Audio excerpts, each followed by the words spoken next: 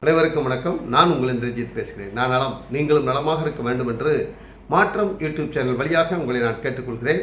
அன்பு நண்பர்களே, இப்பொழுது நாம் இந்த வீடியோவில் பார்க்க போவது மிக முக்கியமான செய்தியாகும். இந்தியாவில் தொடர்ந்து பெரிய ஊடகங்கள் உண்மை செய்திகளை, கருத்து உரிமைகள் என்பது கொஞ்சம் கொஞ்சமாக பறிக்கப்படுகிறது. இந்தியா ஒரு பெரிய ஜனநாயக நாடு. இந்த நாட்டினுடைய தனித்தன்மையே இந்த நாட்டினுடைய ஜனநாயகம் தான். இந்த நாட்டு அரசியலமைப்பு சட்டம் தான் இந்த ஜனநாயகத்தை காப்பாற்றுகிறது. இது எல்லோருக்கும் அறிந்தது தான். ஆனால் நாளடைவில் இப்பொழுது நீங்கள் ஊடகங்கள் சுதந்திரமாக செயல்படுகிறதா அப்படின்னா, பெரிய ஊடகங்கள் எல்லாம் ஒன்று மோடி ஊடகங்கள் அல்லது கோடி ஊடகங்கள் என்று எல்லாராலும் சொல்லப்படுகிறது. நான் சொல்லலை, எல்லாரும் அப்படி குற்றச்சாட்டை வைக்கிறாங்க. அந்த அளவிற்கு அந்த ஊடகங்கள் மிரட்டப்படுகிறது. எனவே அவர்களால் கருத்து சொல்ல முடியவில்லை. அப்பொழுது உண்மை செய்திகளை குறைந்தபட்சம் இந்த சமூக ஊடகங்கள் தான் வெளியே கொண்டு வருகிறது. அந்த சமூக ஊடகங்களும் இப்பொழுது மிரட்டப்படுகிறது, தொடர்ந்து மிரட்டப்படுகிறது. அது மட்டுமல்ல, இந்தியா ஒரு பெரிய ஜனநாயக நாடு. இந்திய நாட்டுடைய தனித்தன்மையே இந்தியாவில் ஜனநாயகம் இருக்கிறது என்பதுதான். ஆனால் இன்றைக்கு அதுக்கே ஆபத்து வருகிறது. அடிப்படை உரிமை, அரசியலமைப்பு சட்டம் கொடுத்திருக்கக்கூடிய அடிப்படை உரிமை என்ற அந்த ஆர்டிகல் 12 to 35 இருக்கக்கூடிய அந்த அடிப்படை உரிமைகள், அரசியலமைப்பு சட்டத்தினுடைய அடிப்படை உரிமைகள், அவைகள் தொடர்ந்து ஆபத்துக்குள்ளாகிறது. சுருக்கமாக சொல்ல வேண்டுமானால், இந்திய மக்கள் கண்காணிக்கப்படுகிறார்கள். எப்பொழுதும் ஏதோ ஒரு கண்கள் தன்னை உற்று பார்த்து கொண்டு இருக்கிறது. இந்திய மக்களுடைய அந்தரங்கங்களை கூட வேவு பார்க்கின்ற வேலையை இந்திய அரசாங்கம் செய்கிறது என்ற குற்றச்சாட்டு ஏற்கனவே இருந்து கொண்டிருக்கிறது. இதற்கிடையில்தான் ஏற்கனவே ஃபேஸ்புக் அண்ட் இன்ஸ்டாகிராம் இவைகள் கண்காணிக்கப்படுகிறது. இதில் பிரைவேசி இல்லை என்று எல்லோருமே ஒரு முடிவுக்கு வந்தார்கள். இருந்தபோதும் அது பயன்பாட்டிற்கு நிறைய உதவியாக இருக்கிறது. இப்பொழுது வாட்ஸ்அப் ஏறத்தாழ இந்தியாவில் 48.7 லட்சம் கோடி மக்கள் உபயோகப்படுத்துவது வாட்ஸ்அப். ஒருத்தருக்கு பரிமாறிக்கொள்வது பல விஷயமாக அது இருக்கலாம். ஒரு பொது செய்தியை பரிமாறிக்கொள்வது அல்லது தனிநபர் அந்தரங்கங்களை பரிமாறிக்கொள்வது, இப்படி ஒரு நம்பகத்தன்மையான ஒரு விஷயமாக இருக்கிறது. end-to-end என்ஸ்கிரிப்ஷன் என்று சொல்லப்படுகின்ற end-to-end. அதாவது இது ரொம்ப கஷ்டப்பட்டு புரிஞ்சுக்க வேண்டியதில்லை. வாட்ஸ்அப்பே நினைத்தால் கூட, வாட்ஸ்அப் நிறுவனம் நினைத்தால் கூட, நான் இன்னொருத்தரோடு வாட்ஸ்அப்பில் பரிமாறிக்கொள்கின்ற ஒரு விஷயத்தை பார்க்க முடியாது. இது இப்போ 2 பேர் பரிமாறிக்கிற ஒரு விஷயத்தை வாட்ஸ்அப்பே வேவு பார்க்க முடியாது. அந்த அளவிற்கு அந்தரங்கங்களும் அந்த அளவுக்கு சுதந்திரமும் அந்த அளவுக்கு அந்தரங்க சுட்டியாக பாதுகாக்கப்படுகிறது என்பதுதான் வாட்ஸ்அப்புடைய தனித்தன்மை. இதனால தான் வாட்ஸ்அப்பை எல்லோரும் விரும்புகிறாங்க. மெட்டா நிறுவனம் தான் இதை நடத்துது.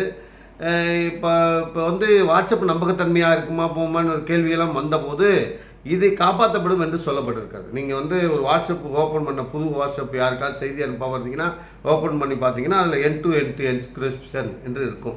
அப்படின்னா என்ன, நீங்களும் இன்னொருத்தரும் என்ன பரிமாறிக்கிறீங்களோ அந்த செய்திகள் உங்களுக்குள்ளே இருக்கும். அதுக்கு இருக்கக்கூடிய கோட்வேர்டுகள் தான் அங்கே உழுவுமே தவிர எல்லோரும் பார்க்க முடிகின்ற ஒரு செய்தியாக அது வராது, யாரும் பார்க்க முடியாது.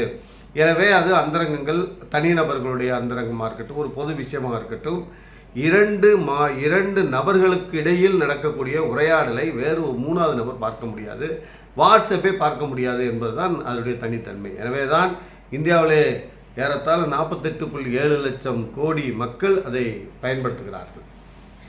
இதுக்கு அடுத்தபடியாக உலகத்திலேயே பிரேசில் தான் 11.85 லட்சம் 11.85 லட்சம் கோடி மக்கள் பயன்படுத்துகிறாங்க. இந்தோனேஷியாவில் 8 கோடி பேர் 8 லட்சம் பேர் தான் பயன்படுத்துகிறாங்க. இங்கே மட்டும்தான், இந்தியாவில் தான் அதிகமாக பயன்படுத்துகிறாங்க.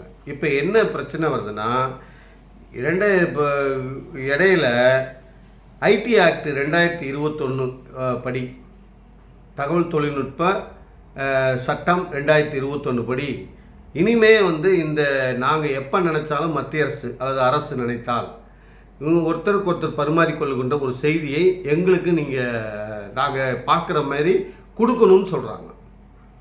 இப்படின்னு சொன்னோன்னே மெட்டா நிறுவனம் என்ன சொல்லுது, இப்படியெல்லாம் செய்ய முடியாது, இதனுடைய தனித்தன்மையை இழந்துவிடும் வாட்ஸ்அப்பு. ஏன் இப்போ யாராவது கண்காணிக்கிறாங்கன்னா இதை யார் பயன்படுத்துவாங்க, அப்போ இதை எப்படி கொடுக்க முடியும் அப்படின்னு சொல்லி வாதங்கள் நடந்தது. இது உச்சநீதிமன்றத்தில் வழக்காக நடந்தது. இப்போ இந்த மெட்டா நிறுவனம் இப்படி கொடுக்க முடியாது, அப்படி கொடுக்கணும்னு நினச்சா நாங்கள் இந்தியா விட்டே வெளியே போகிறோம் அப்படின்னு சொல்லி தன்னுடைய வாதத்தை வச்சாங்க. அதனுடைய வழக்கறிஞராக தேஜஸ் கரியா அவர் மெட்டா நிறுவனம் சார்பாக வாதிட்டார். அவர் வாதிடும்போது இதுதான் சொன்னார், உலகத்தில் எங்கேயுமே இப்படி ஒரு கடுமையான சட்டம் கிடையாது. அப்போ நீதிபதிகள் கூட கேட்குறாங்க, தென் அமெரிக்காவில் கூட கிடையாதா அப்படிங்கிறாங்க. ஏன், ரொம்ப கடுமையான சட்டங்களை கொண்டிருக்கக்கூடிய பிரேசில் கூட கிடையாது, அங்கே கூட இவ்வளோ சட்டம் நெருக்கடி கிடையாது. ஆனால் இங்கே இப்படி ஒரு சட்டத்தை கொண்டு வந்துட்டு எல்லாத்தையும் நீங்கள் வெட்ட வெளிச்சமாக காமிங்கன்னா, ஒருத்தருடைய அந்தரங்கங்களை அவருடைய எல்லா விஷயங்களையும் காமிங்க அப்படின்னு சொன்னால் இது எப்படி பொருத்தமாக இருக்கும் அப்படின்னு சொல்லி தேஜஸ் கரியா வாதங்களை வச்சது மட்டும் இல்லை, மெட்டா நிறுவனம் சார்பாக அப்படியாக ஒரு நிர்பந்தத்தை இந்தியா எங்களுக்கு கொடுக்கும் என்று சொன்னால் நாங்கள் இந்தியாவை விட்டு வெளியேறுவோம்னு சொல்லிட்டாங்க வாட்ஸ்அப். அந்த அளவுக்கு ஒரு நெருக்கடி கொடுக்குறாங்க. சரி, இப்போ அரசு சார்பாக கிருத்திமான் சிங் பேசும்போது, இந்திய அரசு சார்பாக அவர் பேசும்போது அவர் என்ன வாதத்தை முன்வைக்கிறார்னா, இல்லை பல்வேறு சம்பவங்கள் நாட்டில் உலகத்தில் நடக்குது, இந்தியாவில் நடக்குது, அதில் எங்களுக்கு தேவைன்னா அந்த தகவலை நாங்கள் திரட்டுறதுக்கு வாட்ஸ்அப் அந்த இதை எங்களுக்கு நாங்கள் பார்க்குற மாதிரி எங்களுக்கு கொடுக்கணுன்றாங்க. அப்படின்னா இவங்க என்ன சொல்கிறாங்க, 48.75 லட்சம் கோடி பேர் ஒரு நாளைக்கு உபயோகப்படுத்துகிறாங்க, அவ்வளோ பேருடைய அந்த பரிமாற்றங்களையும் நாங்கள் இப்போ பாதுகாத்து உங்களுக்கு வச்சு கொடுக்க முடியுமா? அது எப்படி சாத்தியம்? நம்மளே இப்போ பார்க்குறோம், வாட்ஸ்அப்பில் ஒரு நிமிஷத்தில் 500, 1000, 2000ன்னு செய்திகள் வந்துக்கிட்டு இருக்கு. அப்போ இதை பாதுகாத்து கொடுக்குறதுங்கிறது எப்படி? அது மட்டும் இல்லை, எங்களுடைய தனித்தன்மை என்பதே மக்கள் எங்களை விரும்புவது, வாட்ஸ்அப்பை விரும்புவது என்பதே இதற்காக தானே. இந்த பிரைவேசியை நீங்கள் எடுத்துக்கிட்டிங்கன்னா எப்படி அப்படின்னு அவங்க வாட்ஸ்அப் வச்சுருக்காங்க. இது வாட்ஸ்அப்புக்கும் மெட்டா நிறுவனத்திற்கும் இந்திய அரசுக்குமான பிரச்சனையாக மட்டும் பார்க்க முடியாது. தொடர்ந்து பாரதிய ஜனதா கட்சி ஆட்சிக்கு வந்ததுக்கு பின்னால், குறிப்பாக மோடி ஆட்சிக்கு வந்ததுக்கு பின்னால் சர்வாதிகாரத்தை நோக்கி இந்த நாடு போய்கொண்டிருக்கிறது. கொஞ்சம் கொஞ்சமாக இப்போ மாநில அரசுடைய அதிகாரத்தை பறித்து மத்திய அரசு வச்சுக்கொள்வது ஒன்று, மைய அரசு வைத்துக் கொள்வது, அதிகார குவியலை ஏற்படுத்திக் கொள்வது, கொஞ்சம் கொஞ்சமாக அரசியலமைப்பு சட்டம் என்னென்ன உரிமைகள் கொடுத்துருக்கிறதோ அதை பறிக்கிறது, நாடாளுமன்றத்தில் பெரிய விவாதங்கள் நடத்த விடாமல் பண்ணுவது, இப்படி வரிசையாக நிறைய சட்டங்களை, தொழிலாளர்களுக்கு எதிரான சட்டங்களை, விவசாயிகளுக்கு எதிரான சட்டங்களை இப்படியெல்லாம் போட்டுட்டு போராடுவதற்கான உரிமைகளை தடுப்பதற்கான சட்டங்களையும் போட்டு வச்சுக்கிட்டே இருக்கிறாங்க.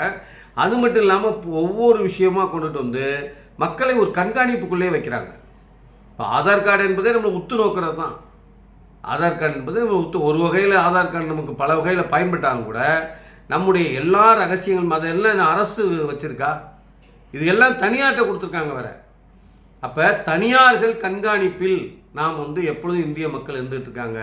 நம்முடைய படுக்கை அறையை இன்னொருத்தையும் உத்து பார்த்தா நம்மளுக்கு எவ்வளோ கோபம் வரும். அப்படியே இந்திய அரசு இந்த நடவடிக்கையை எடுப்பதாகத்தான் நாம் பார்க்க வேண்டியிருக்கிறது.